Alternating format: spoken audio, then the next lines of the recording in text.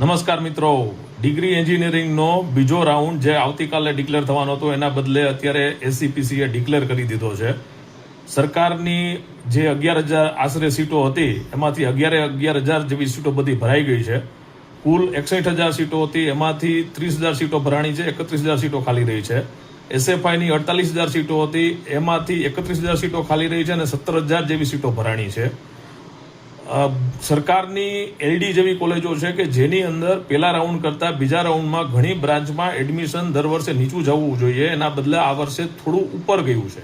એટલે અત્યારે તમે લોગિન કરો, તમારું એડમિશન ચેક કરો, ક્યાં મળેલ છે, શું મળેલ છે એ જુઓ, અને જો તમારે એ એડમિશન લેવાનું થતું હોય તો એડમિશન કન્ફર્મ કરાવો.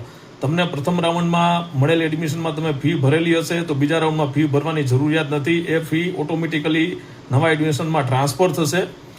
પરંતુ મહત્વની વાત એ છે કે તમે જે બીજા રાઉન્ડમાં તમારું એડમિશન ચેન્જ થયું હશે તો તમારે ફરજિયાત બીજા રાઉન્ડનું એડમિશન લેવું જરૂરી છે. તમારું પહેલા રાઉન્ડનું એડમિશન ઓટોમેટિકલી કેન્સલ થઈ ગયેલું હશે. એટલે ખાસ આ વાત ધ્યાન રાખો, ચેક કરો અને તમારું એડમિશન કન્ફર્મ કરો. ફી ભરવાની તારીખ 15 થી 19 છે. આજે એડમિશન પહેલાં ડિક્લેર થયેલું છે પણ એકચ્યુઅલ ચાલુ કાલથી થાય છે, એટલે ફી છે તમે 19 તારીખ સુધી ભરી શકો છો. 20 તારીખે વેકેન્સી ડિક્લેર થશે અને સેકન્ડ રાઉન્ડ પછીનો ત્રીજા રાઉન્ડ માટેની બધી પ્રોસિજર જે છે એ ત્યારથી ચાલુ થશે. એટલે ખાસ અત્યારે ચેક કરો કે તમને ક્યાં એડમિશન મળેલ છે અને જરૂરી પગલાં લો. આભાર.